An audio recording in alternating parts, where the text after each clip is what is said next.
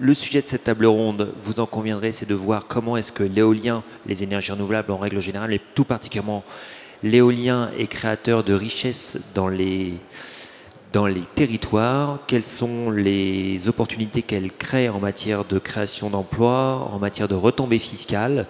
Tout ça va être étudié avec donc, les intervenants de cette table ronde. Et pour commencer, je voudrais donner la parole à monsieur le député Didier Legac.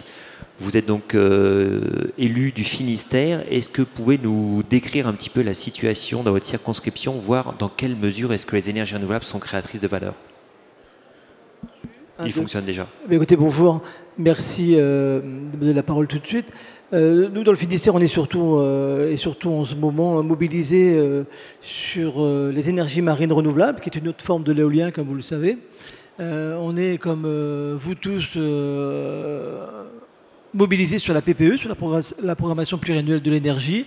Nous attendons beaucoup et moi le premier, je mets la pression sur le gouvernement pour la filière énergie marine renouvelable, puisque nous attendons beaucoup, notamment pour l'éolien flottant, l'éolien offshore. L'éolien, c'est maintenant un système qui est éprouvé, qui fonctionne bien. C'était le gros sujet de la table ronde de ce matin, mais on n'a rien réussi à extorquer à Madame Schwartz. Et on est mobilisé sur le flottant et aussi sur l'hydrolien. J'étais lundi dernier à Ouessant, l'île d'Ouessant, où on a émergé l'hydrolienne de l'entreprise de Sabella, une entreprise finistérienne qui va alimenter la production d'électricité sur l'île d'Ouessant. Un exemple concret, à Brest, donc on attend... À Brest, on est mobilisé pour les énergies marines renouvelables et on parle d'emploi.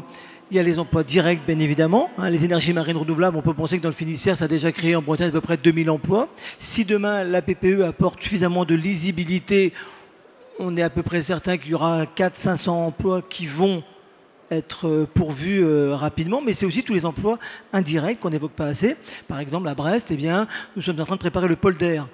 C'est près du port. C'est un terrain de plusieurs dizaines d'hectares, où la région Bretagne, avec la métropole de Brest, est en train d'investir 220 millions d'euros dans l'économie locale qui profite aux entreprises de TP pour préparer le polder, puisqu'il faut donc préparer ces hectares pour accueillir demain les pales, les éoliennes, où au port de Brest seront assemblées les éoliennes pour l'offshore ou bien pour l'éolien. Donc il y a l'emploi direct que ça crée dans les entreprises.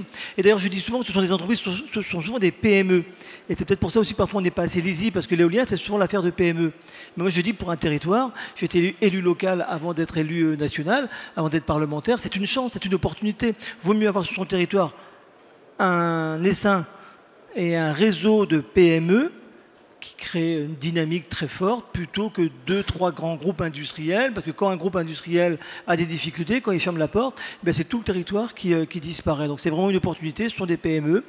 Donc voilà, des emplois directs, des emplois indirects. Et puis j'ai envie de dire d'ailleurs que peut-être que collectivement on n'a pas été assez bon ces dernières années, parce que quand on parlait à chaque fois de l'éolien ou des énergies marines, des énergies renouvelables, on parle souvent de transition écologique.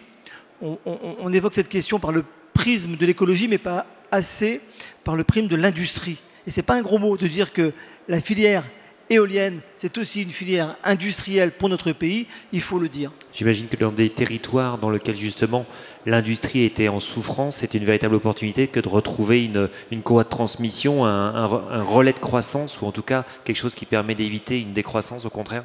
Absolument, absolument. Il peut y avoir des transferts de compétences. Par exemple, chez nous, c'est la navale. La navale est en souffrance pour plein de raisons. La réparation navale et surtout la construction navale, y compris la construction navale militaire. Brest était un grand port de construction navale. C'est beaucoup moins le cas aujourd'hui.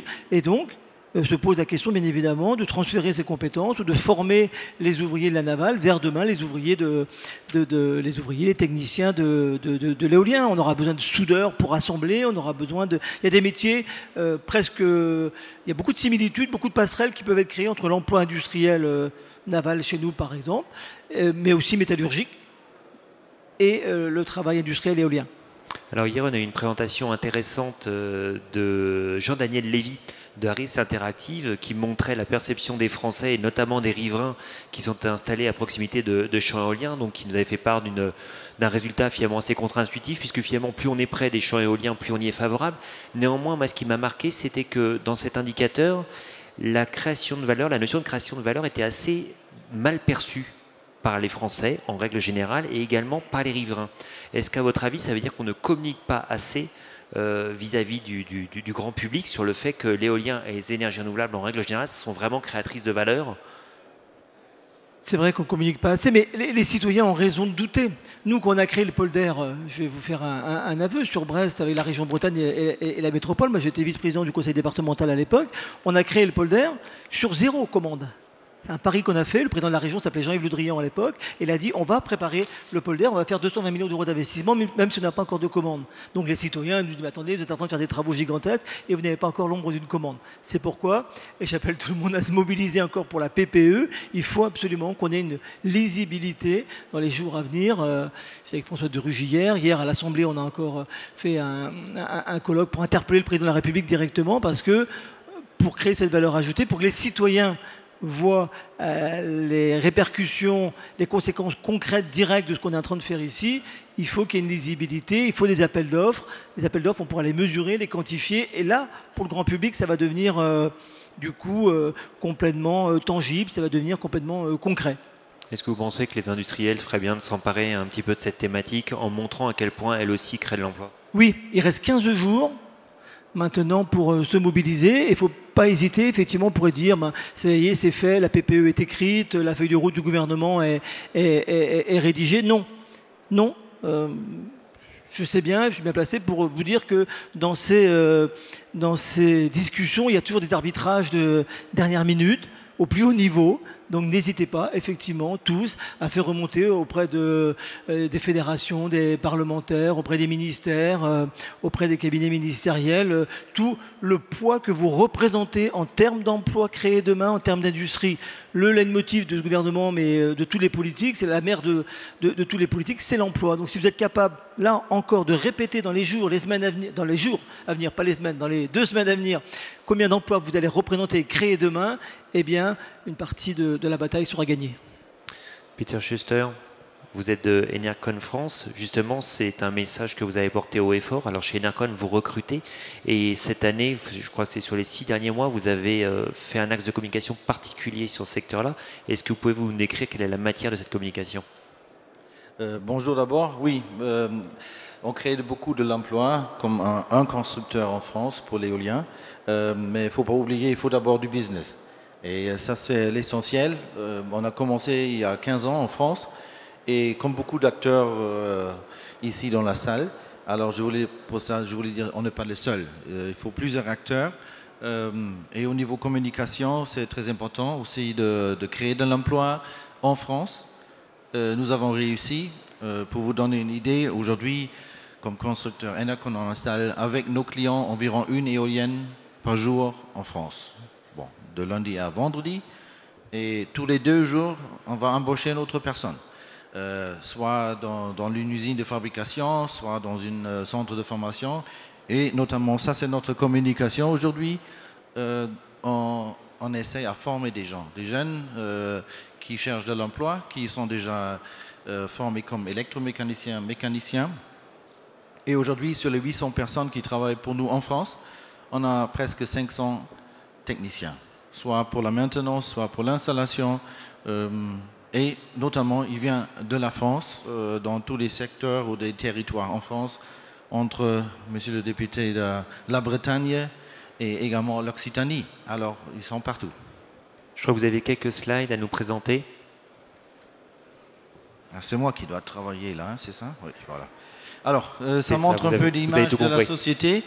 On a aujourd'hui, notamment avec nos clients, 1800 éoliennes installées, 3,7 gigawatts. Ça représente environ 25% du marché de l'éolien en France. Les dernières années, on était même sur 1/3 des installations, 5 bureaux commerciaux, 29 centres de maintenance. Et j'ai vu tout à l'heure la présentation de la Banque des territoires. J'ai vu vous êtes là avec 35 bureaux. Nous, on est sur 30 centres de maintenance. Ça commence alors. 800 emplois créés une usine de production et 2 centres de formation. Centres de formation, ce ne sont pas seulement des classes où on va pratiquer notre formation. C'est une fois qu'on va former 600 personnes par an et une autre fois pour l'installation, ce sont 350 personnes. Et c'est tout privé, mais on travaille bien sûr avec des lycées, on travaille avec d'autres centres de formation. Je continue? Oui. Bon, là, on voit les 2 images. À gauche, on voit en fait une formation de sécurité. Comme j'ai dit, 600 personnes qui passent chaque année. On voit l'inauguration avec Madame la ministre Pénicaud pour le centre de formation de l'installation. Et ça, c'est unique pour nous en France parce que c'est à l'échelle internationale, c'est-à-dire pour les machines de 2 MW qui sont assez connues en France. On forme aujourd'hui aussi nos équipes, aussi des équipes des tiers à l'international. Comme ça, on a eu des équipes qui étaient d'origine du Brésil, du Vietnam et autres pays. Voilà, on parlait tout à l'heure des territoires. Ça, c'est un exemple d'un parc avec des éoliennes dans le Jura. Aussi un bon exemple participatif. J'ai entendu il faut de l'acceptabilité. Pour moi, c'est l'emploi, mais c'est aussi le participatif. C'est un vrai axe de... On y reviendra effectivement dans un deuxième tour de table. Pour ce qui concerne la création d'emplois plus particulièrement, les profils que vous recrutez, vous nous avez donné quelques-uns. Est-ce qu'aujourd'hui, ce sont des gens qui sont issus d'une formation initiale dans ce secteur-là? Ou est-ce qu'il y a également de la place pour les reconversions? On en parlait tout à l'heure avec monsieur le député sur le fait que dans certains territoires qui ont subi la crise industrielle de plein fouet, les énergies renouvelables et plus particulièrement l'énergie éolienne soient une opportunité de reconversion. Alors, on a pas mal de coopérations avec des lycées qui déjà font première formation, comme c'était à nouveau la Bretagne, c'est également la Picardie et Champagne-Ardenne, où on a des coopérations. Comme ça, des gens sont déjà dans une première formation et après, on va les former en interne, à nouveau. Mais on prend aussi des profils, comme j'ai dit, des profils comme électromécaniciens ou mécaniciens. Alors, qu'est-ce qui fait, à votre avis, pour revenir sur ce que je disais tout à l'heure, hein, le fait que les Français perçoivent finalement mal que l'éolien est créateur de valeur à côté de chez eux, qu'est-ce qui manque à votre avis pour qu'ils le comprennent? Est-ce que c'est juste une affaire de communication? Est-ce que c'est le fait que contrairement à une usine où on voit l'écart qui amène les ouvriers le matin et qui les reprend le soir, est-ce que ça manque finalement de visibilité, qu'on a l'impression que les éoliennes elles tournent toutes seules et qu'il n'y a rien à y faire? Oui, c'est une bonne question. C'est toujours une bonne excuse, on n'a pas bien communiqué, etc. Bon, je vous donne un exemple. J'ai vu un technicien, ou c'était mon chef du service qui m'a dit, bon, je vais maintenant embaucher quelqu'un. Il était en entretien, il a posé la question, pourquoi vous voulez travailler pour Enercon? Parce que je veux conduire la camionnette comme mes futurs collègues avec un grand sourire. Et c'est ça, il faut les gens qui sont fiers aussi pour leur travail. Et on les trouve, comme j'ai dit, partout dans les territoires. Et peut-être c'est même la meilleure communication, qu'ils parlent dans la famille de leur emploi. Peut-être aussi qu'ils ont travaillé dans des chantiers navals avant. On a utilisé ça aussi dans certains pays. Est-ce que c'était la Suède ou le nord de l'Allemagne? On a même racheté des chantiers navals qui étaient en faillite pour reconvertir ça pour nos usines de production. J'imagine que ça plaît bien aux députés des circonscriptions concernées. Alors on continue le tour de table avec vous, David Marchal, donc à l'ADEME. J'imagine que l'observatoire qui est publié chaque année par France Énergie Éolienne en matière de création d'emplois et de développement d'activités ne vous a pas échappé, mais j'imagine qu'à l'ADEME, vous avez également vos indicateurs. Est-ce que vous pouvez nous en dire quelques mots? Oui, donc effectivement à l'ADEME, on mène un certain nombre d'études. On finance aussi la R&D, hein, je pense que vous nous connaissez pour ça. Aujourd'hui, là, je ne suis pas là pour parler de ce sujet-là. On mène un certain nombre d'études pour mieux connaître les filières, leurs impacts environnementaux, mais aussi leurs impacts socio-économiques. Et effectivement, sur l'éolien, on en a fait une en particulier en 2017 qui a zoomé très précisément sur la filière pour mieux connaître sa structuration, ses emplois. Et puis tous les ans, on publie également une enquête qui s'appelle Emploi et marché de la transition énergétique, qui fait un screening de tous les emplois, de toutes les filières de la transition énergétique. Alors globalement, je pense qu'on est en ligne avec France Énergie Éolienne, avec l'Observatoire de France Énergie Éolienne. L'éolien aujourd'hui en France, c'est 18 000 emplois directs et indirects. Alors, il faut bien regarder les questions de périmètre, il faut bien regarder les emplois indirects jusqu'où on va, est-ce qu'on prend les métiers de l'assurance, est-ce qu'on prend les métiers juridiques, etc. etc. Donc quand vous allez regarder dans le détail, vous allez trouver peut-être à peu près 1000 emplois d'écart entre les chiffres ADEME et les chiffres faits, mais globalement, on est sur les mêmes ordres de grandeur et la tendance est à l'augmentation. On a bien entendu une tendance à l'augmentation qui vient à la fois de l'installation des nouveaux parcs et puis de l'exploitation des parcs existants. Donc la partie installation fait quelquefois des dents de scie d'une année à l'autre, la partie exploitation, elle, est en croissance continue. Donc 18 000 emplois, c'est une densité, quand on rapporte ça au mégawatt, c'est moins qu'en Allemagne. Donc voilà, ça répond peut-être aussi aux questions que les uns et les autres peuvent se poser. Il y a moins d'emplois liés à l'éolien en France qu'en Allemagne, parce qu'on a moins d'acteurs, même si Enercon est présent et on est très content. On n'a pas de turbiniers ou encore... ou alors des petits qui essayent de se développer et qui ont certainement un bon avenir devant eux. Mais voilà, on a peut-être loupé ce virage-là, ce qui fait qu'on a une filière qui est un peu moins dense en emploi en France. Après, je pense qu'il faut aussi garder en tête tous les autres chiffres, et notamment les retombées que ça peut représenter pour les collectivités. Puisque c'est quand même un levier important, je pense, pour communiquer auprès des collectivités, mais aussi auprès des citoyens. Je pense que les élus, qu'ils soient les élus des communes ou les élus territoriaux, peuvent avoir une approche, on va dire, pragmatique et avoir en tête que voilà, c'est un investissement quelque part. On peut chercher à attirer des investissements sur son territoire. Et il y a beaucoup d'élus qui cherchent à attirer des investissements sur leur territoire. L'éolien, c'est un investissement comme un autre. Donc ça, c'est important. L'éolien, en plus, va finalement rapporter des taxes, l'IFER notamment. Donc ce chiffre-là est quand même important à connaître. Il y a 7 500 € par an et par mégawatt d'IFER. Qui reviennent... Qui sont reversés sous quelle forme? Qui sont reversés aux collectivités, globalement, à l'EPCI. Il y a des discussions, donc aujourd'hui les règles dépendent d'un EPCI à l'autre, des propositions dans le cadre du GT Le Cornu pour qu'une part fixe de cette IFER revienne à la commune d'implantation. C'est encore en discussion, je crois, au sein de la LFI notamment. Voilà. Donc c'est très bien si ça avance. Mais voilà, ce sont des revenus significatifs, d'autant que l'ensemble des taxes, l'ensemble de la fiscalité locale de l'éolien, ça représente quasiment le double, vu que c'est plutôt 12 000 € par mégawatt et par an qui reviennent donc aux collectivités locales. C'est un vrai complément de rémunération sans faire de mauvais jeu de mots. C'est ça, exactement. Alors après, il y a de l'emploi. Cet emploi, ça a été illustré, Enercon, mais on a décompté 600 entreprises actives dans l'éolien, 200 PME. Alors les chiffres ne sont pas forcément exactement les mêmes que l'Observatoire de fait, mais là aussi, beaucoup d'entreprises en France sont actives, même s'il y a peu de meneurs d'ordre. Il n'y a pas, à part Poma, qu'on peut citer, mais pas de turbiniers français installés, Poma et G, on va dire, en France. Il y a beaucoup d'entreprises sous-traitantes, la preuve, vous êtes tous ici et ce salon en est bien la preuve, très actives, créatrices d'emplois et réparties sur le territoire. Ça, c'est aussi important de le savoir. Aujourd'hui, je pense que ce qui est peut-être important pour les collectivités, c'est de se rendre compte qu'ils peuvent attirer une partie de cet emploi chez eux, que ce soit, il y a évidemment des centres de formation, des choses comme ça, c'est quand même plutôt exceptionnel, mais sur tous les parcs, on a aussi une partie des emplois qui sont des emplois qui peuvent être locaux.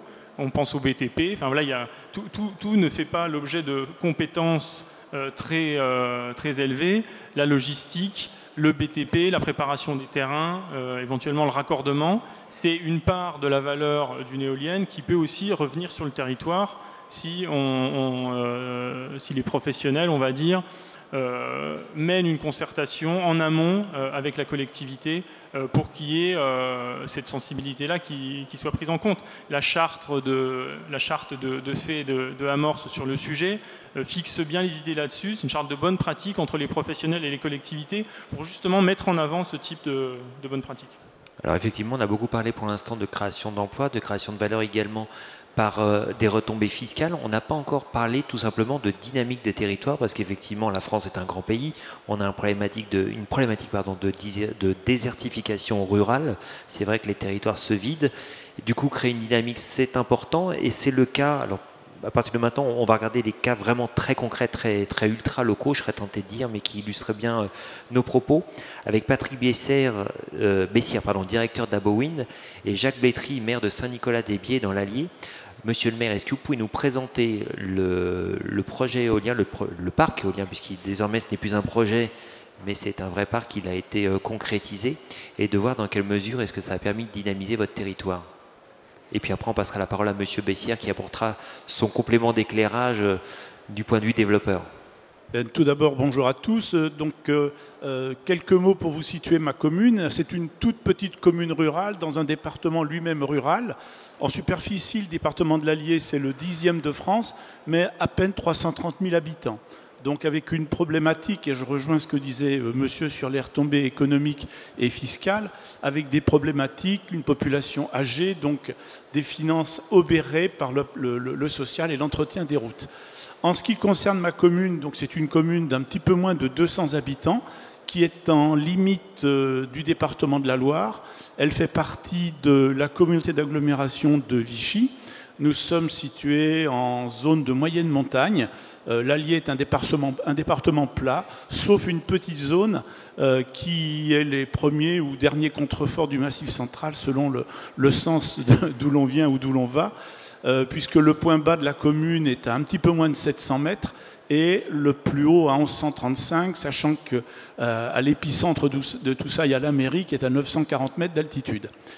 Le parc éolien aujourd'hui fonctionne depuis un peu plus de 3 ans. Il a été inauguré en 2015, mais ça n'a pas été un parcours tranquille, puisque les premières réflexions de l'équipe municipale concernant l'édification d'un parc éolien avaient eu lieu en débat en 2006 au niveau du conseil municipal.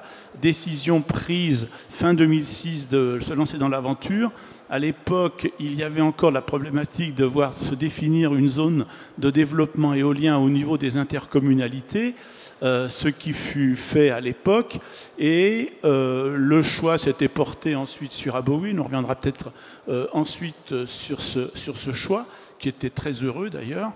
Et je n'en doute pas, sinon je pense qu'il ne serait pas à côté de vous. Oui, on va le dire comme ça. Même si les débuts n'ont pas été de l'amour fou, hein, on va le dire aussi.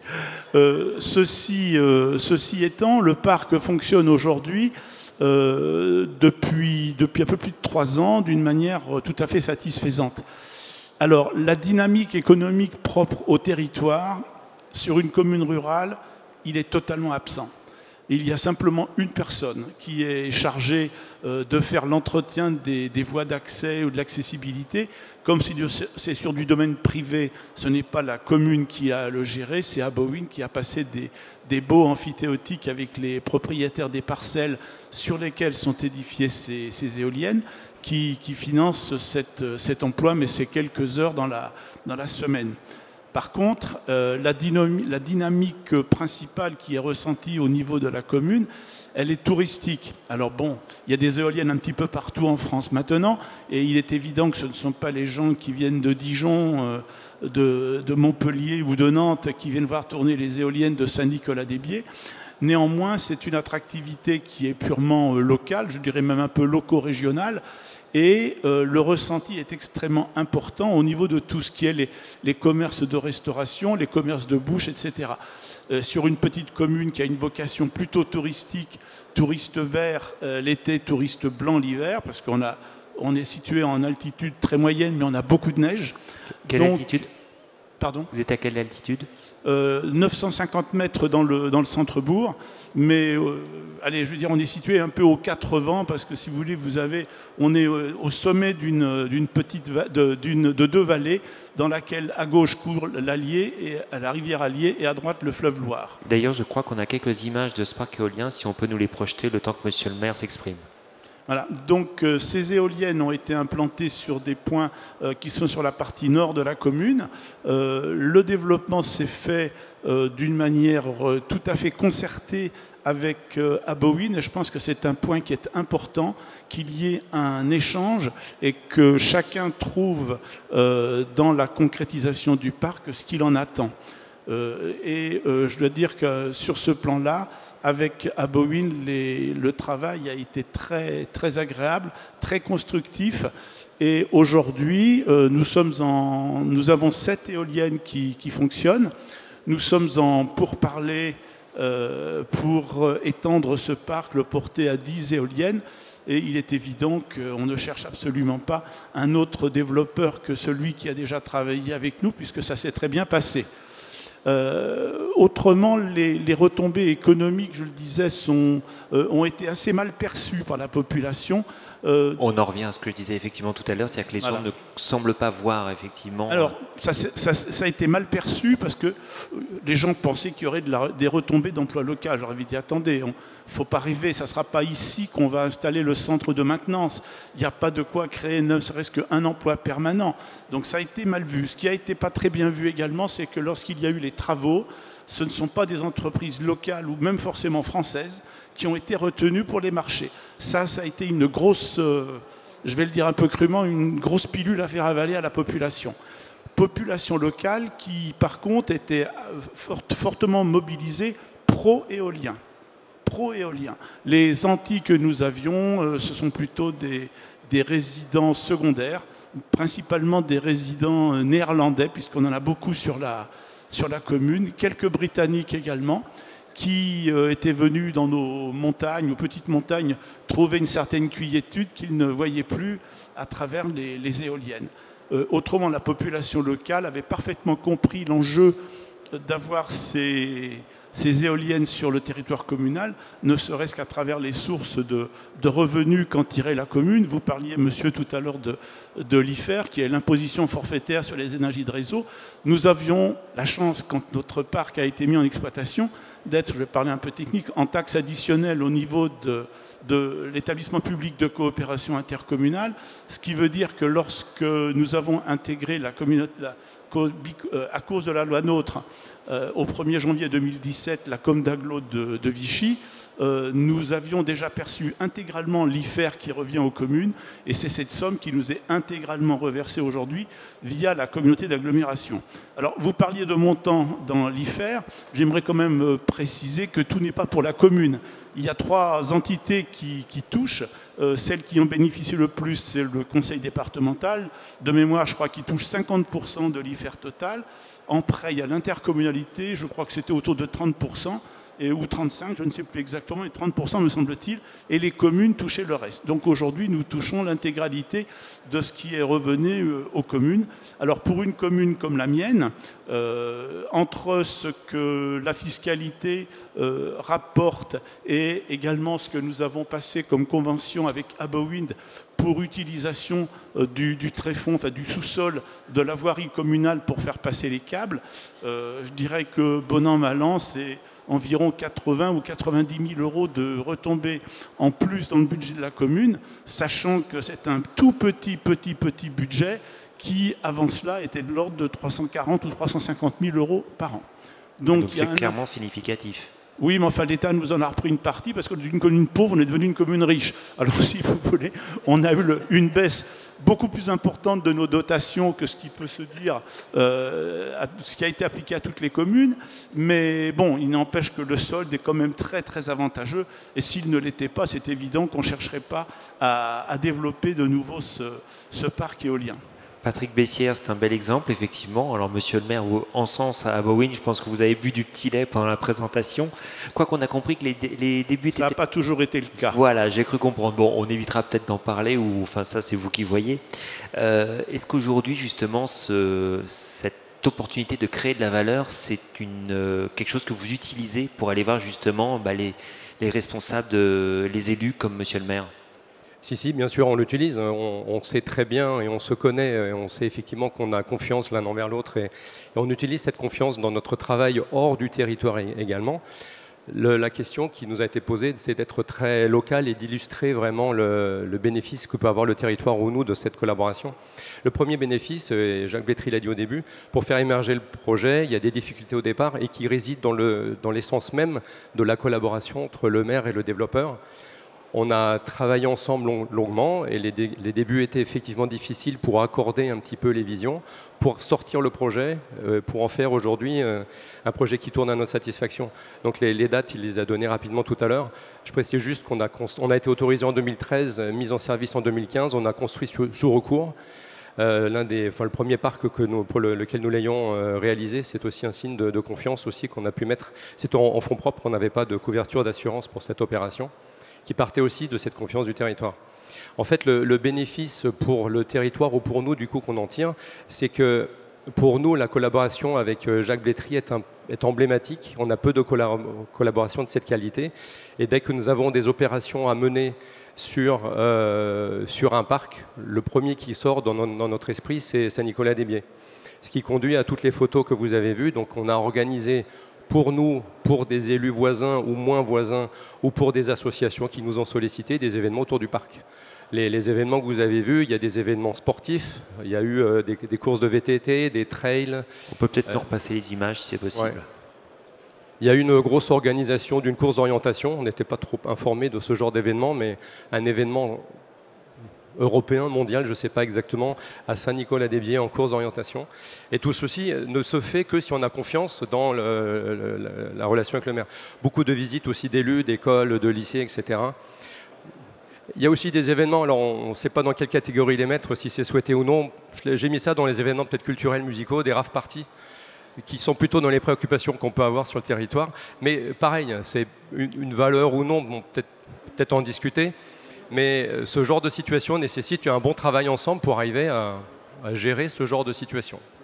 Donc aujourd'hui, le parc il tourne à notre satisfaction à tous les deux. Je redis juste, donc il est aujourd'hui propriété de Abo Invest, qui est le fonds citoyen maison de Aboin, qui détient aujourd'hui au total 150 MW dans l'éolien. Et ce parc en fait partie, donc les actionnaires de ce parc sont indirectement des citoyens à 100%. Alors on n'a pas les images qui arrivent. Néanmoins, avant qu'on passe au projet suivant, effectivement des fermes de Figeac, juste une petite question. J'ai bien noté que monsieur le maire, ou en tout cas la population, avait mal digéré le fait qu'on fasse appel à les entreprises étrangères. Est-ce que c'est la fameuse question de la compétitivité qu'on évoquait ce matin, c'est-à-dire qu'à vouloir être compétitif à tout prix, on en arrive finalement à des contre-performances, je serais tenté de dire, je ne sais pas, c'est pas forcément le bon mot, mais ou en tout cas des contre-symboles.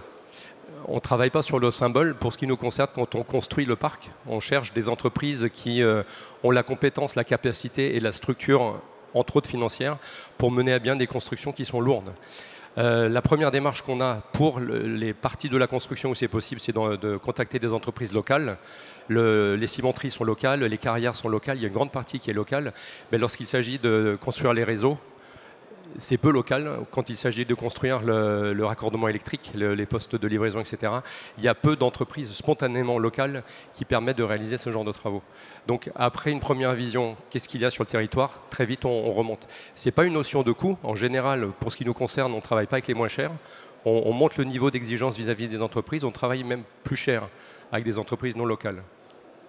Très bien. Pour cette partie-là, j'ai eu cette réflexion en entendant dire tout à l'heure la notion de création de valeur locale, les emplois, la création de valeur de la filière. Je pense que cet argument porte un niveau politique un peu supérieur, à minima régional ou national. Pour nous, localement, on nous renvoie justement l'effet inverse, c'est qu'on va prendre du vent gratuit pour créer une valeur pour des entreprises privées et évidemment engraisser des capitalistes lointains. L'argument se retourne réellement quand on est sur le territoire. C'est un argumentaire effectivement des anti-éoliens. On vole le vent d'ici pour aller porter les euros plus loin. Bon, c'est ça. Donc effectivement un gros effort de communication à faire de ce point de vue-là également. Deuxième projet, je serais tenté de dire ultra local, donc avec vous, Laurent Causse et Jean-Yves Grandidier. Alors Laurent Causse, je le disais tout à l'heure, vous êtes responsable énergie à la coopérative des fermes de Figeac. Jean-Yves Grandidier est président fondateur de Valorem, je pense que à peu près tout le monde vous connaît ici. Est-ce que vous pouvez nous décrire le projet que vous avez co-développé? Donc c'est le projet éolien de la Luzette, également dans un territoire très rural, dans le nord-est du département du Lot. Alors pour comprendre la dynamique un peu particulière de ce projet, de ce montage de projet, je veux dire deux mots sur la coopérative. Et c'est l'histoire Cette histoire a démarré en juin 2006, lorsque l'État a mis en place des mesures incitatives sur le photovoltaïque avec les contrats d'obligation d'achat. On a fait de suite le lien avec les toitures de nos adhérents, un grand nombre d'adhérents, pour la plupart éleveurs. Donc on s'est dit, il faut qu'on trouve une solution pour équiper tous ces bâtiments en photovoltaïque. La difficulté, bien sûr, à cette période, c'était le financement de toutes ces structures, de ces équipements photovoltaïques. Et donc, qui mettait hors de portée de tous les agriculteurs et tous les adhérents cet équipement. Donc, grâce à un montage un peu spécifique et un peu innovant, on a réussi à équiper plus de 200 bâtiments sur un investissement total de 34 millions d'euros, porté à 100% par les banques. Et tout ça grâce à une démarche collective et mutualisée. Et donc voilà, donc ça c'était en 2008-2009. Et les fermes de Figeac, excusez-moi, c'est quelle superficie? Parce que 200 bâtiments, c'est conséquent. Il y avait 6 hectares de toiture en tout, il y avait 200 bâtiments. C'était avec 110 agriculteurs impliqués dans la démarche. Et donc effectivement, en 2009, on a appris qu'un parc éolien était en cours de développement sur le nord de notre zone. Donc on a fait le lien de suite entre photovoltaïque, entre le vent et le soleil. Et donc on s'est dit, il faut absolument qu'on rencontre le développeur pour voir comment on pouvait contribuer au développement de ce parc à notre façon et pour voir comment effectivement garder un maximum de plus-value sur le territoire. Et donc c'est à cette occasion qu'on a rencontré le représentant de Valorem à Soussérac, au petit village local. Et donc de suite on a dit à Valorem, vous voulez développer un parc, mais il va falloir aussi discuter avec le territoire. Et donc de suite on a trouvé un accord sur ce principe, et donc ça a duré 4 ans où on a appris à se connaître. 4 ans aussi où également on a travaillé avec les collectivités locales pour voir comment le territoire allait s'organiser pour créer cette participation locale. Tout ça s'est concrétisé, je dirais, en décembre 2014, à la veille du closing bancaire pour le parc éolien. On a trouvé un accord avec Valorem. Et cet accord portait sur plusieurs idées. D'abord, la création d'une structure locale, une SAS dédiée à ce projet. Donc une SAS qui allait devenir partenaire de Valorem pour la structure d'exploitation du projet. Et ensuite, un pacte d'associés dans lequel on trouvait plusieurs principes. Tout d'abord, la possibilité pour le territoire de monter jusqu'à 35% du capital. Alors, c'était pour tout, c'était quand même conséquent, puisque 35%, ça représentait quand même une somme de 2 millions d'euros à trouver sur le territoire pour atteindre ces 35%. Ce pacte d'associés, ensuite, reprenait l'idée de sécuriser la participation locale, parce qu'en aucun cas nous on souhaitait faire prendre des risques à la population locale. L'autre idée qui nous tenait à cœur, c'était d'être impliqué directement dans la gouvernance des projets, faire en sorte qu'il n'y ait pas juste un placement financier, mais qu'on soit partie prenante dans la décision de gestion et dans l'évolution du parc à terme.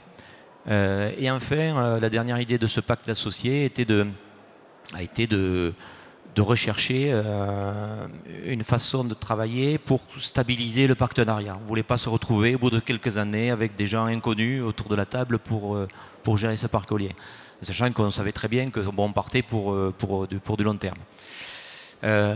Donc notre idée c'était de proposer à la population, de leur donner l'opportunité de participer directement à ce projet en plaçant une partie de leur épargne. Et donc, on ne savait pas trop comment on allait s'y prendre. Donc, on a fixé quelques règles. On s'est dit, bon, on va se donner un trimestre pour aller présenter ce projet sur le territoire. On s'est dit, si on réunit 1 million d'euros, ce sera le bout du monde. Enfin, ce sera déjà très, très bien. On voulait pas que ce soit réuni dans quelques mains, simplement. On voulait qu'un maximum de gens participent à ce projet. Donc, on avait plafonné le ticket de la participation à 20 000 euros par personne. Et ensuite, comme c'est un projet de long terme, on voulait que les jeunes participent. Or, souvent, les jeunes, ils n'ont pas d'épargne. Donc, on a négocié auprès d'une banque, enfin de plusieurs banques, même des conditions d'emprunt avantageuses pour que des jeunes puissent participer et puissent placer une épargne dans le parc éolien. Voilà. Donc on a commencé à faire des réunions et au bout d'un trimestre, bon, on n'a pas eu ce million d'euros, on en a eu 2,4 millions. Objectif dépassé donc. Objectif dépassé, donc on s'est retrouvé devant une difficulté. Donc on a donc. Quand c'est une difficulté dans ce sens-là, c'est toujours plus agréable que dans l'autre sens. Et donc on a baissé la participation maximale de chacun pour qu'il y ait toujours le maximum de monde. Et donc voilà, c'était une opération réussie. Ça fait 2 ans que ça tourne, que le parc est en exploitation.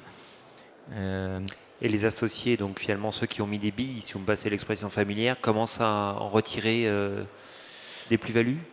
Oui, alors bon, après il y a un montage financier un peu particulier pour effectivement récupérer cette épargne rapidement sans attendre beaucoup d'années. 107 ans.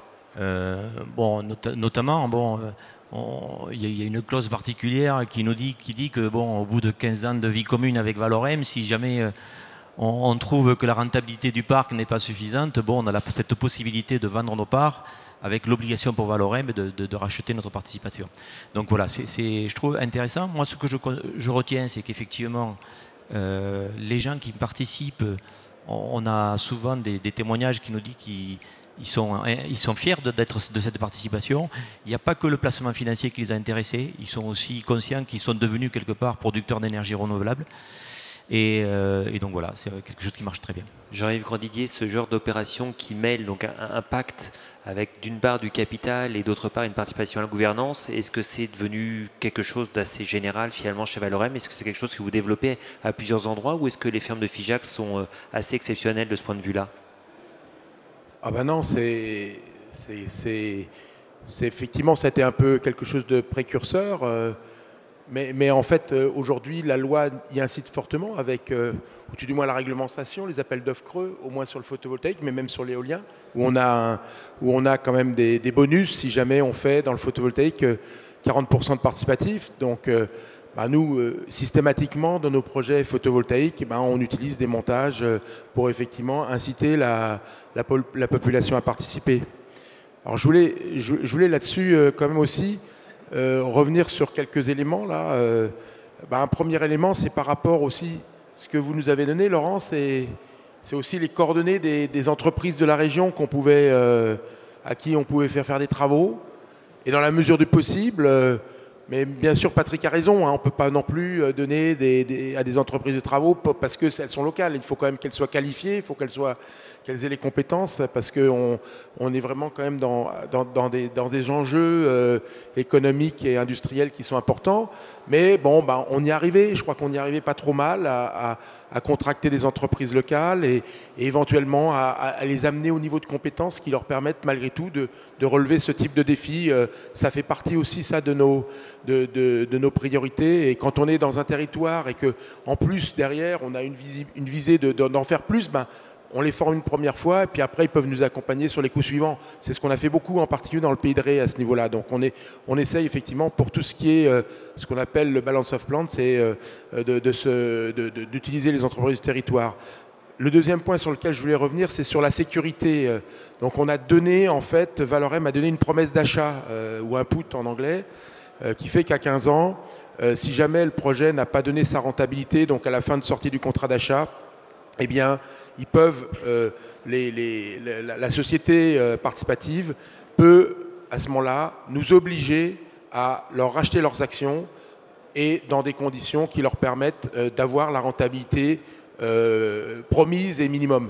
Et ça, je crois, d'après ce que j'ai compris, quand vous avez été faire des réunions publiques pour collecter l'argent, ça a très très bien marché parce que les gens, ils se sentaient sécurisés. Et moi, c'est quelque chose sur lequel j'insiste beaucoup parce que on est les sachants, les gens qui viennent, ils connaissent pas le vent, ils n'ont pas étudié les choses. Donc il faut absolument, et je pense que ça c'est des améliorations à mettre dans la réglementation, sécuriser cet investissement participatif pour qu'on n'ait pas à un moment donné des contre-références parce que des gens auraient peut-être un petit peu caché des choses sous le tapis, des sachants, et que cette population qui n'est pas sachante dans ce domaine-là, eh bien, investisse peut-être à un mauvais escient. Donc ça c'est quand même important. Et puis le dernier point sur lequel j'aurais insisté, alors je ne sais pas si c'est un hasard, mais je pense que c'est pas un hasard, c'est que l'année de l'installation du parc éolien, la natalité sur la commune de Soussérac a remonté en flèche. Voilà, donc les gens ont retrouvé, je dirais, une envie et une espérance en voyant les éoliennes sortir de terre. D'accord. Ça a donné des idées. David Marchal, plus sérieusement, si je comprends bien la situation, le financement participatif, ça a un double avantage. D'une part, on facilite l'adhésion des riverains au projet et en plus de ça, ils y trouvent un intérêt financier. Là encore, on revient dans notre thématique de créer de la richesse dans les territoires. Est-ce que c'est cette double entrée aujourd'hui qui fait que le financement participatif, il est bonifié pour le montage de projet? Il ouvre de voie à des bonifications.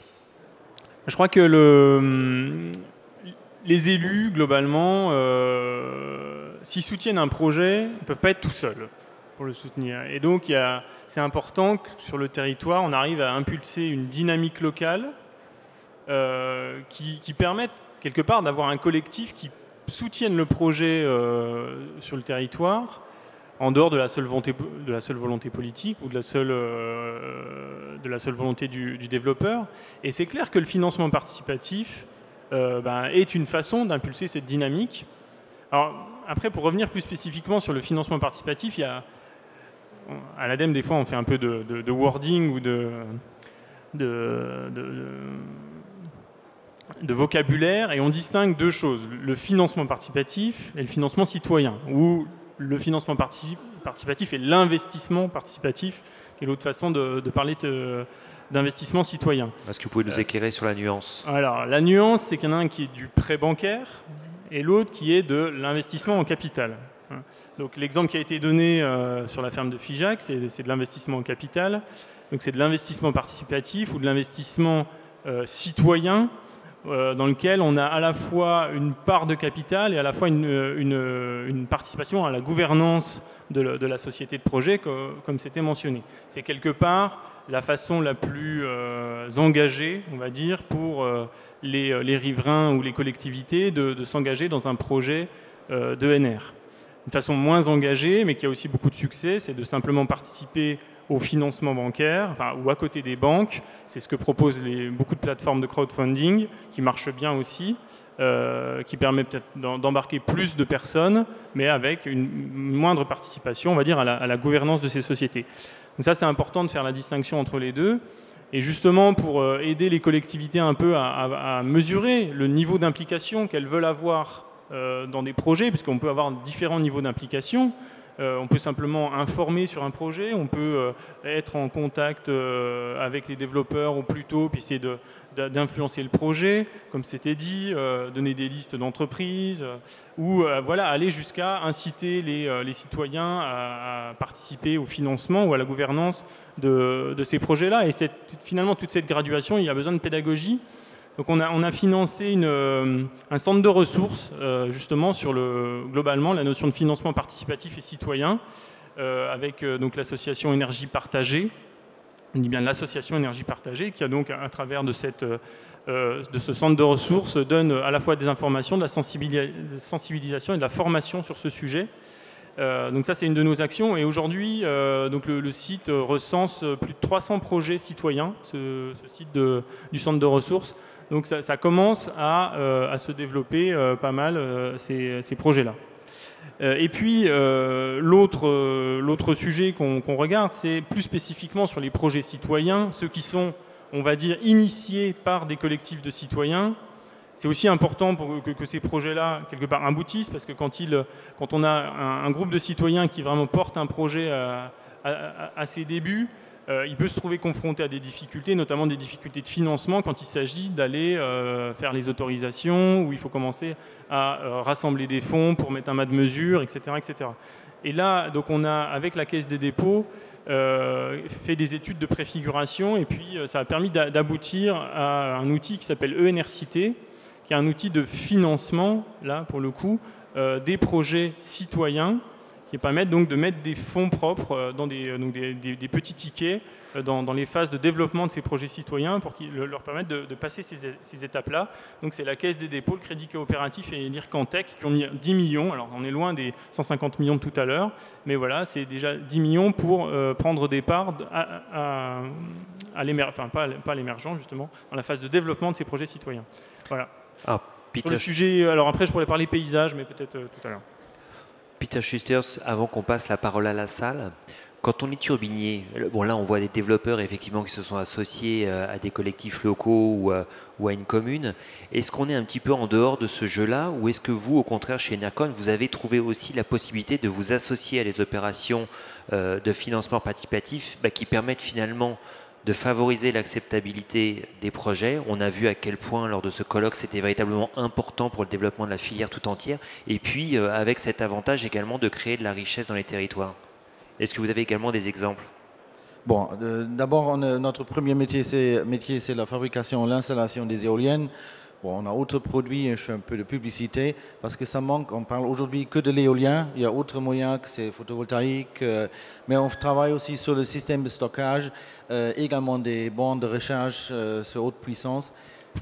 Ça c'est un développement et je pense que ça aide aussi les territoires. Au niveau du participatif, ou est-ce que c'est du citoyen, là je ne fais pas la différence. Bien sûr, on est développeur aussi pour les projets très spécifiques. Il nous manque aujourd'hui le développement en France pour les futures machines, les futures éoliennes. Là, on est limité parce que, bon, là, on peut discuter à nouveau, si tu veux, entre l'administration et le peuple, mais je ne commence pas avec cette discussion qui est coupable pour ça, parce qu'après, c'est de l'émotion qui arrive. Et ça prend du temps. Et on a entendu tout à l'heure des packs qui sont développés depuis 2006. Il faut s'imaginer, on a besoin plus de 10 ans pour développer un pack, c'est trop long. Bon, on est tous d'accord dans la salle, mais je veux bien encourager aussi monsieur le député qui veut développer quelque chose en Bretagne, mais c'est nécessaire pour toute la France, dans toutes les régions, qu'on avance.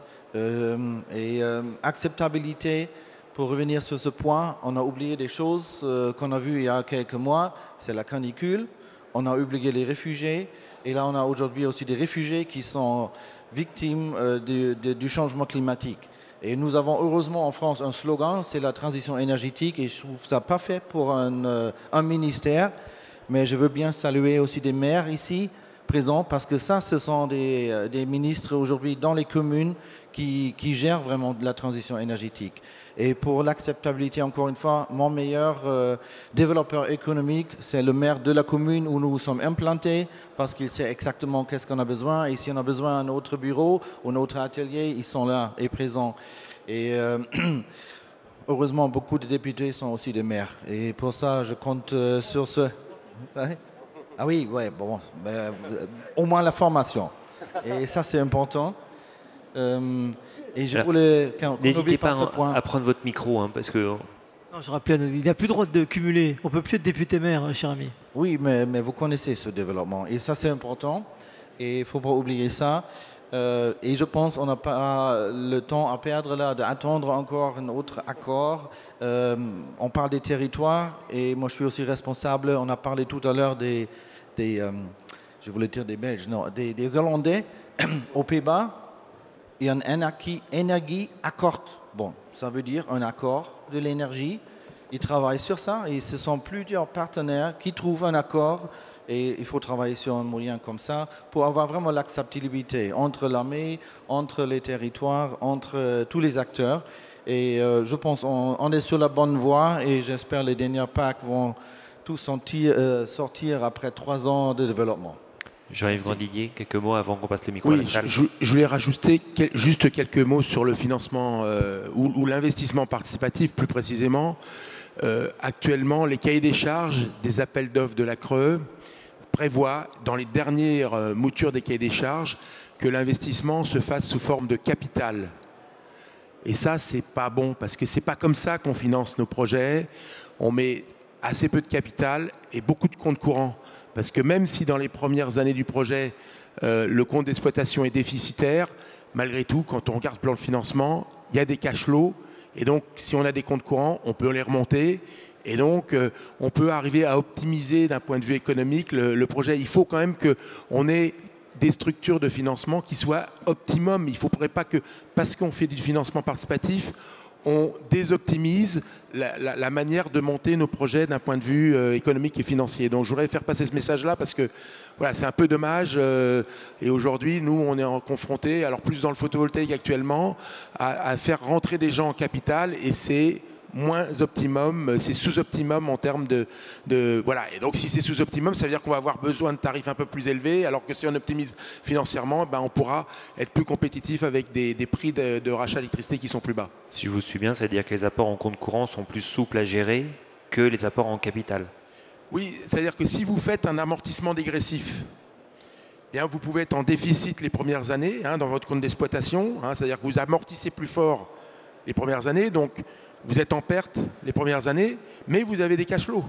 Vous avez une capacité d'autofinancement, vous avez des cash flows, et donc vous pouvez remonter ces cash flows si c'est du compte courant d'actionnaire, tout du moins si vous respectez les conditions bancaires de remonter, un certain niveau de DSCR qui soit respecté. Et alors que si vous êtes en capital, ben vous êtes obligé à ce moment-là de faire de l'amortissement plutôt linéaire, de faire des bénéfices tout de suite, donc de payer de l'impôt. Or, quand vous êtes en train de rembourser des investissements qui sont très importants, eh ben, vous n'avez pas envie de payer d'impôt parce que votre projet il n'est pas encore rentabilisé. Donc. En règle générale, je ne connais personne qui aime bien payer de l'impôt. Si, quand on gagne bien de l'argent, mais quand on est en train d'investir, non, c'est pas le moment où le projet est encore à risque, on a une dette énorme, c'est pas à ce moment-là qu'il faut qu'on se fasse prélever par l'impôt. Très bien. Écoutez, bon, c'est un peu technique, mais effectivement, c'est bien noté. Alors après, je ne sais pas quel levier est-ce qu'on peut activer effectivement pour ça. Est-ce que nous avons des questions dans la salle? On a eu des belles présentations en direct des territoires. Aucune question? C'est terrible parce que Jean-Yves Grandidier est sur l'estrade, donc du coup, il ne peut pas prendre la parole pour décongeler la... Moi, je peux compléter juste pour... allez-y, écoutez. Parce qu'on a parlé beaucoup de financement et quelque part, bon, tout le monde n'a pas la capacité à investir, comme c'était dit, voilà, des ménages plus ou moins modestes. Et je trouve qu'il y a des initiatives qui méritent d'être mises en avant. Alors, je ne vais pas citer la plateforme de crowdfunding qui fait ça, mais on est aussi à l'ère du numérique, Internet, etc., des réseaux sociaux. Et certaines plateformes proposent aussi des likes, tout simplement, sur les projets. C'est-à-dire on peut participer avec des euros et on peut aussi simplement participer en likant un projet. Je trouve que c'est quand même intéressant parce que ça donne la parole à tous ces gens qui finalement, dans l'enquête qui a été révélée hier, sont plutôt favorables au projet mais qui en général ne s'expriment pas. Et on entend les opposants sur les projets, il y a quand même pas beaucoup localement de défenseurs des projets, ou en tout cas ils se structurent, les citoyens, je pense, se structurent rarement pour défendre à tout prix un projet. Et c'est important de pouvoir faciliter quelque part cette dimension de voilà, tous ceux qui peuvent soutenir, tous ceux qui ont plutôt envie d'y aller, mais qui n'ont pas forcément les moyens financiers d'investir. Je trouve cette initiative intéressante.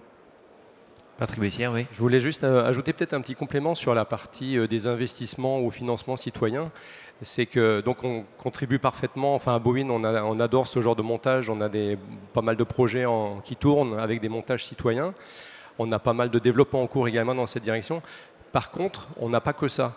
Et je pense que d'un point de vue national, je ne pense pas qu'il faille partir du principe que dorénavant, tous les projets, nous c'est éolien très principalement pour le moment, soient à finalité citoyenne.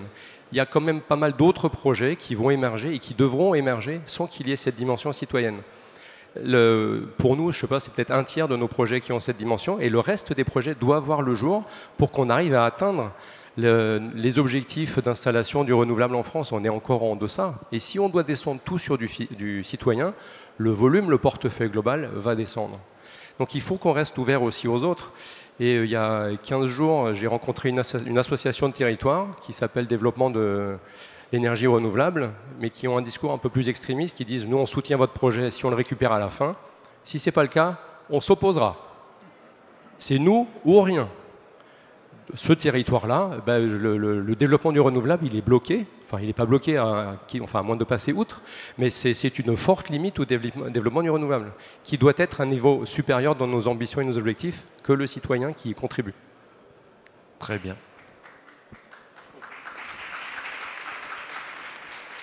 Propos fédérateur s'il en est. Nous avons une question au premier rang.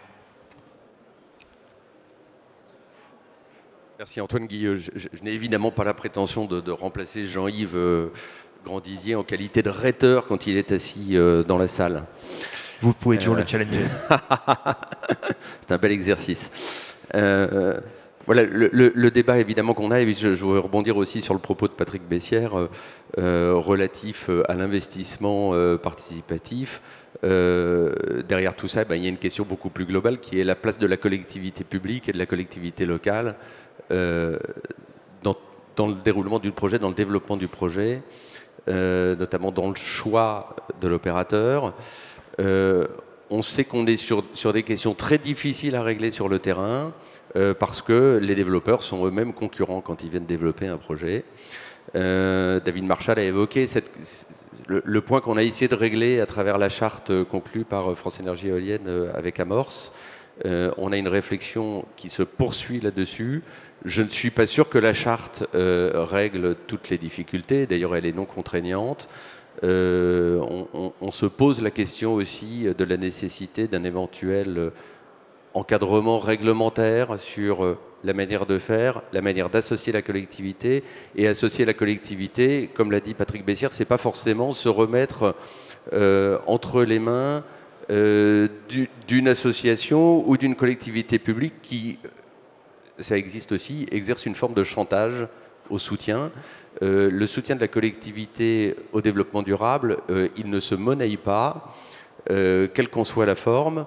Et on a encore besoin d'avancer sur ce sujet-là pour trouver des solutions et des encadrements qui nous permettent à la fois d'avoir un développement éthique sur le terrain, des projets qui ne soient pas seulement des projets éoliens, mais des projets de territoire.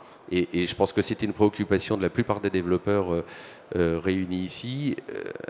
Voilà, on est à un stade aujourd'hui où cette réflexion, elle est toujours en cours et on a besoin d'avancer sur ce sujet-là. Je ne sais pas si quelqu'un veut réagir sur cette réaction. Moi, ce que je trouvais effectivement intéressant, c'est quand on avait deux projets qui étaient complémentaires. Là, il y avait un véritable projet de territoire. Et monsieur Desfermes de Figeac, monsieur Cos ne croyait pas du tout que je dis pas qu'il y a un projet de territoire sur le vôtre. Mais effectivement, deux approches complémentaires, je pense qu'ils montraient bien effectivement que la question n'est pas uniquement financière. David Marchal, vous souhaitiez prendre la parole. Ça me fait penser à un sujet qu'on essaye de soutenir et en cette période de loi de finances, peut-être que ça vaut le coup d'en remettre une couche. Nous, on a l'impression qu'il manque un maillon pour répondre à cette question, quelque part, de conseil aux collectivités. D'avoir sur le terrain au niveau régional, quelque part, un rôle d'expertise un peu neutre, qui puissent conseiller les collectivités dans justement ce rôle qu'elles ont, cette posture qu'elles doivent avoir, cette responsabilité, ces choix qu'elles peuvent faire. Et c'est aujourd'hui quelque chose qui manque. L'ADEME est certes présente territorialement, mais est très peu impliquée sur les ENR électriques, faute de moyens depuis quelques années.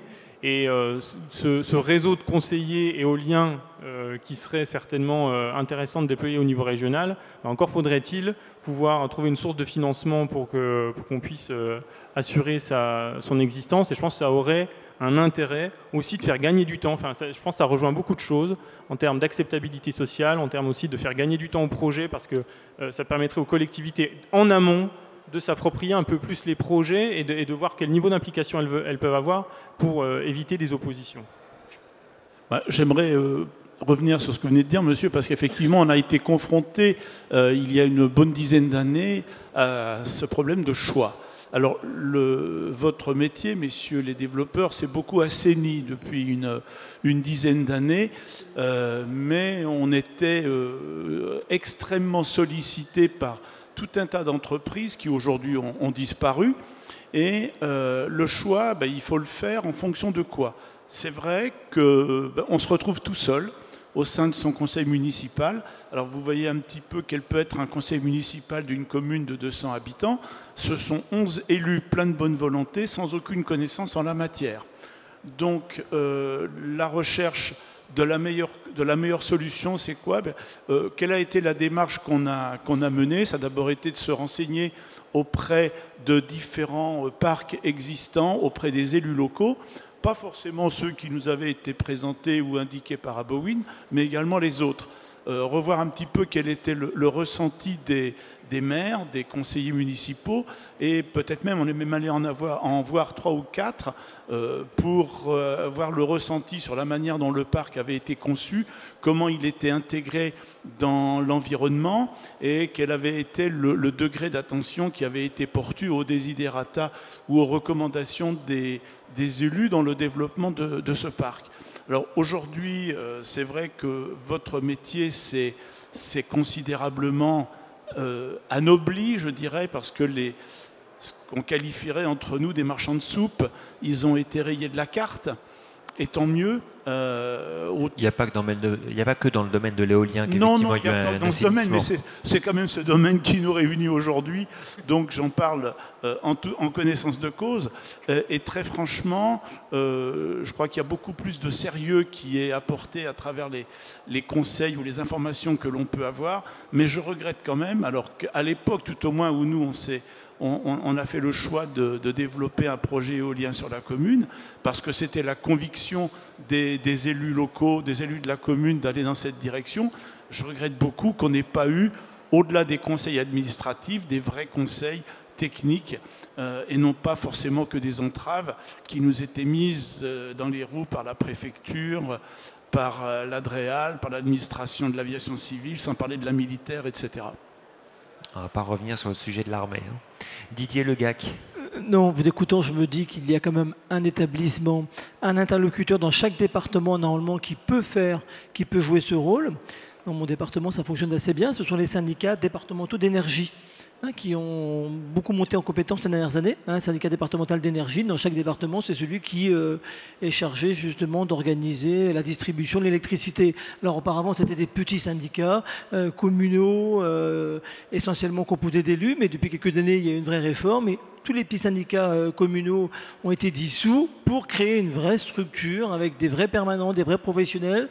Et dans mon département, mais ce n'est pas le seul, dans chacun de ces syndicats départementaux d'énergie, désormais, il y a une branche énergie renouvelable et il y a normalement un ou plusieurs interlocuteurs capables de conseiller les communes sur le bon choix en matière d'énergie renouvelable. Monsieur Blessiat, je vous voyais faire un petit peu la moue. Ne serait-il pas si performant que monsieur le député nous le lit ? Il y a pour moi une grosse différence entre les départements. Il y en a certains qui sont très avancés et d'autres qui ne le sont pas du tout encore. Il y a certains syndicats départements qu'on sollicite pour parler d'éolien, etc. Aucune connaissance, aucune volonté d'avancer. Donc c'est vraiment très très variable. Très variable. On s'est effectivement approché de la FNCCR sur ce sujet-là. Et effectivement, les syndicats d'énergie n'ont pas tous, on va dire, saisi la compétence développement des ENR. Voilà. Certains l'ont fait, on pense au CIDEV, dont vous parliez tout à l'heure. D'autres l'ont pas fait, et c'est effectivement quelque chose sur lequel on pourrait travailler avec eux. Et après, l'autre sujet peut-être aussi, c'est que les syndicats peuvent être jugés partis, parce qu'ils ont des volontés d'investissement derrière, et faire conseiller une collectivité par quelqu'un qui sera peut-être le prochain investisseur dans le projet duquel il est question, peut être un petit peu délicat. Ils vont investir, mais ce ne seront pas eux l'opérateur. Ils vont faire appel de toute façon à un opérateur. C'est eux qui vont organiser l'appel d'offres, mais ce n'est pas eux qui vont choisir. Ça dépend. C'est pas eux qui vont faire. Ils vont faire, mais ils ne vont pas faire. C'est effectivement assez variable. Ouais. Peter Schuster. Oui, peut-être un dernier mot. Je vois, on est en train à nouveau de citer tous les problèmes qui existent. Il faut peut-être aussi être heureux de voir les projets sont construits. Il y a des autres qui arrivent. Je ne voulais pas manquer de féliciter aussi la FEE pour l'organisation du salon, parce que les entretiens ou les discussions étaient riches. Et j'ai vu tous les 5 minutes un autre contact, une autre personne qui a une autre idée. Et je pense que de cette façon, on peut avancer.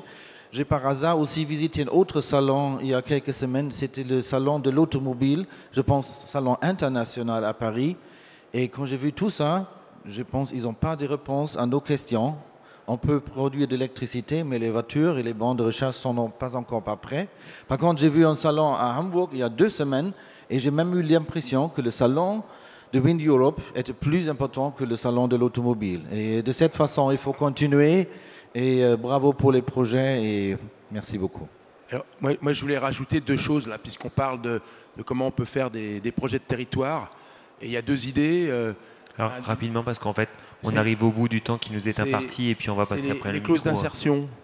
Alors on a fait ça sur des projets photovoltaïques, on a 3 projets photovoltaïques qu'on a construits l'année dernière et on a mis des clauses d'insertion pour des personnels éloignés de l'emploi, et qui, à travers ça, ont pu retrouver un emploi, des références et peut-être, pourquoi pas, se développer dans les énergies renouvelables et dans leur développement. Donc on envisage de le faire, là on va le faire sur un projet dans l'Aube, là, et on envisage de le faire aussi sur l'éolien. Et puis il y a une dernière initiative d'ailleurs au niveau de la FEE, il y a un petit groupe de travail de gens un petit peu moteurs qui travaillent pour essayer aussi sur les territoires où on a nos projets, d'essayer de voir un petit peu comment on peut relever le défi de la précarité énergétique. Souvent, quand on est en milieu rural, c'est du fuel comme chauffage, donc ça pollue, ça met du CO2 et ça coûte très cher. Donc comment on peut aussi faire des choses à ce niveau-là dans le milieu rural et associer nos projets à vraiment renforcer en plus cet aspect territorial de nos projets. Très bien. Didier Legac, le mot de la fin pour clore cette table ronde. Le mot de la fin, je ne sais pas, mais en tout cas, notre collègue a raison de dire qu'il faut être optimiste. Nous, dans notre région, on est... Là, on était clairement optimiste, j'ai trouvé, sur cette table ronde, en matière de création de valeur, de création d'emplois, il y a tout à l'heure qu'on appuie sur ce qui ne va pas et pas assez sur ce qui va bien. C'est vrai, c'est pas simplement dans notre domaine, dans plein de domaines. C'est très français, ça aussi. Dans beaucoup de régions, en Bretagne notamment, nous, on est déjà... les premiers parcs, ils ont 25-30 ans pour les premiers. Et on a vu l'évolution. Notre problématique, nous, aujourd'hui, notre préoccupation, c'est le repowering. Comment on transforme les parcs éoliens qui ont été faits il y a 20-30 ans et comment on met des pales plus grands, des moteurs plus puissants, etc. etc. Et on voit clairement l'évolution. Quand il y a 20-30 ans, les mêmes riverains nous disaient les histoires de télévision, le lait qui va tourner, etc. 20-30 ans après, il n'y a plus de discussion. Et d'ailleurs, c'est pour ça que c'est dommage que les enquêtes publiques, mais ça c'est notre ressort, et les études préalables soient toujours aussi longues pour un repowering, pour certains en tous les cas, parce qu'aujourd'hui on voit bien que l'acceptabilité, elle est quasiment totale, des mêmes riverains qui à 20-30 ans manifestaient contre le projet. Voilà. Eh bien, écoutez, merci à vous tous, messieurs, d'avoir participé à cette table ronde. J'étais ravi de l'animer, parce qu'effectivement, comme je le disais il y a à peine quelques instants, on a montré effectivement que l'éolien était créateur de valeur. Il y a des difficultés à lever, il y a des leviers à activer, mais effectivement, les territoires s'y retrouvent et c'est important. Merci à vous tous.